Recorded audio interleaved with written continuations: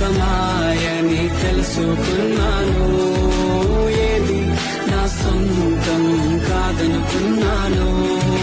తప్పిపోయిన కుమారుని నేనైతే నా కొరకై నిరీక్షించే తండ్రి నా యేసు.